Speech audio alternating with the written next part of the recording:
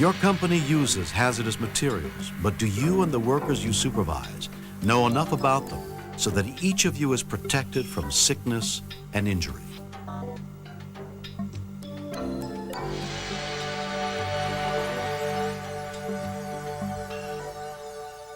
This is William Shatner for the National Safety Council with information on how to be a strong link in a program to maximize protection from hazardous materials in your workplace. Without such a program, you and your employees are put at high risk for things to go wrong.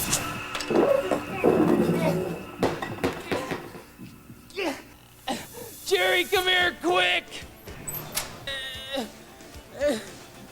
Bill, what happened? Some of the cleaning solvent got my eyes, and it burns like crazy. Sit down.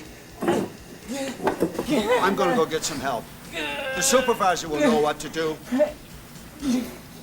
A subsequent accident investigation revealed that the workers didn't use proper protective equipment, namely safety goggles, and were inadequately trained to respond to an emergency situation caused by the use of a hazardous material. In addition, there was no eye wash fountain nearby. This accident follows on the heels of other workplace incidents at Superior Manufacturing Company, indicative of an inadequate hazard communication program. In an effort to prevent continuing mishaps and to meet regulatory standards, management is revising operating procedures. And now company supervisors are being called together to help implement the new policy.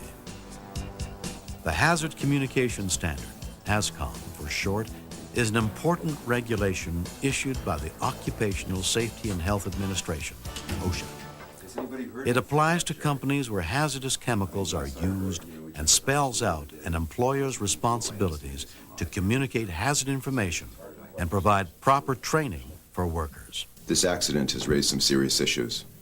By closely following HAZCOM regulations, we can prevent accidents, as well as workplace illness from exposure to hazardous chemicals. HAZCOM must become the minimum standard by which we operate. We want to improve our level of compliance and to ensure that our employees work in a safe environment. To do this, we need all of you to fully understand HAZCOM. HAZCOM calls for identifying hazardous materials used in our operations and then developing a written program to cover such usage.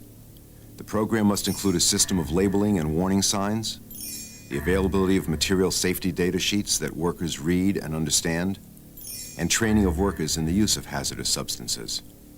All businesses where employees are exposed to hazardous chemicals need to establish a written hazard communication program. A first step in developing the program is to inventory the chemicals in use and then determine which ones are hazardous. This can be done with the help of a safety health professional or simply by utilizing the technical documentation provided by the chemical manufacturer. The written inventory is the basis of the entire HAZCOM program. You need to know what you're using so that you can train and inform employees accordingly. What happens when we handle new chemicals or toxic substances in our operation? New materials should be added to the written inventory, and if they're hazardous substances, then all the necessary information and training requirements apply. This is an ongoing process, Dave, for everybody's protection. Do we get involved in testing these materials to see if they are hazardous or not? Assessing the hazards of chemicals is the responsibility of the manufacturer, distributor, or employer. Now, in a plant such as yours, which uses chemicals that are manufactured elsewhere, the company communicates the hazards to the employees with information that's provided by the manufacturer. Two types of hazards are associated with chemicals: physical hazards and health hazards. And some chemicals have them both. Substances recognized as presenting physical hazards include combustibles or flammables. These types of chemicals are hazardous primarily because they burn easily or can produce injury through explosion or sudden release of pressure or gas. This is compressed gas. If a valve stem is damaged or knocked off as a result of the cylinder toppling over, the cylinder can take off like a rocket or release flammable or toxic gas. Reactive chemicals present a physical hazard because they can cause explosions and may also release toxic gases or vapors. Substances that can be harmful to health are called health hazards. They may be irritating, sensitizing, cause allergic reactions, or be toxic to your skin, eyes, lungs, or other organs. They may cause cancer or reproductive problems. Corrosive chemicals such as these are known to cause chemical burns or irreversible destruction of living tissue on contact. Overexposure to some of these chemicals result in immediate, chronic, or acute effects. With others, the effects can be subtle and harmful to health over the long term. When you're determining potentially hazardous materials or processes in your workplace, Dave, you have to take a broad view. Now that means also considering hazards created by operations and equipment, such as welding fumes, carbon monoxide emissions from forklifts, wood dust, waste products and byproducts of chemical reactions, mixtures of 2 or more chemicals, and even unused materials in storage. The company's written program also includes a description of the labeling procedures relating to the hazardous materials in use. The chemical manufacturer is required to identify the hazards. A warning label is one way this message is communicated.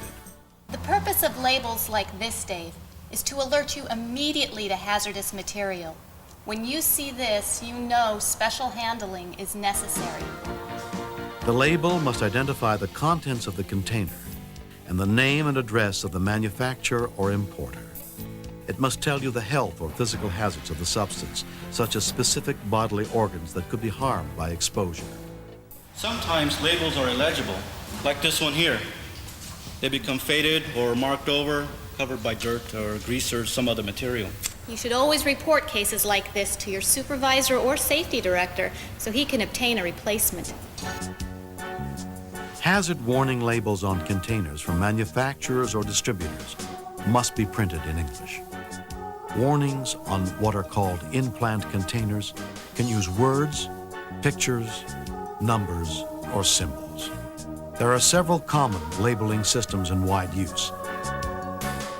If your company uses any one of these, the label must describe